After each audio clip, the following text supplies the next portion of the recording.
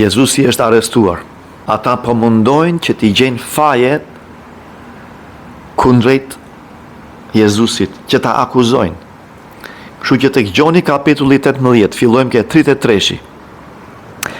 Atëherë Pilati hyri përsëri në pretorium e thiri Jezusin dhe i tha: "A je ti mbreti i judenjve?" Jezusi ju përgjigj: "E thua ti nga vetja apo ta kanë thënë të tjerët për mua?" Pilati ju përgjigj: "Jam unë vallë jude?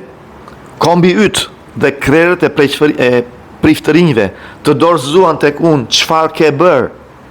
Jezusi ju përgjigj: "Mbretëria ime nuk është e kësaj bote. Po të ishte mbretëria ime e kësaj bote, shërbëtorët e mi do të luftonin që të mos u dorëzohesha judenjve. Por se tani mbretëria ime nuk është prej këtej." Atëherë Pilati i tha: "Ti pra që ke mbret?" Jezusi u përgjigj: "Ti thua se unë jam mbret, për këtë unë kam lindur dhe për këtë kam ardhur në botë, që të dëshmoj për të vërtetën. Kush është për të vërtetën e dëgjon zërin tim."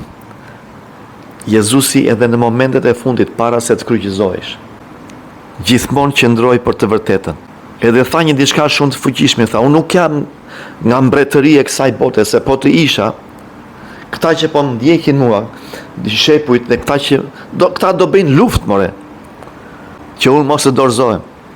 Po mbretëria ime nuk është që këtej, nuk është e kësaj bote. Është një mbretëri hyjnore."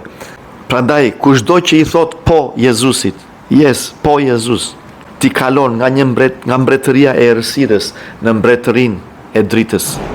Mbretëria nuk është e kësaj bote. Mbretëria e Zotit është mbretëri hyjnore. Prandaj, miq të dashur, ne përfaqësojmë këtë mbretëri. Ne përfaqësojmë mbretërinë e dritës.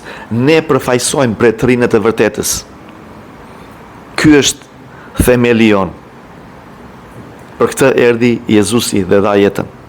Ai është mbreti jon. Mendoni, mbreti dha jetën për neve. Ku mund të gjeni një dashuri të tillë?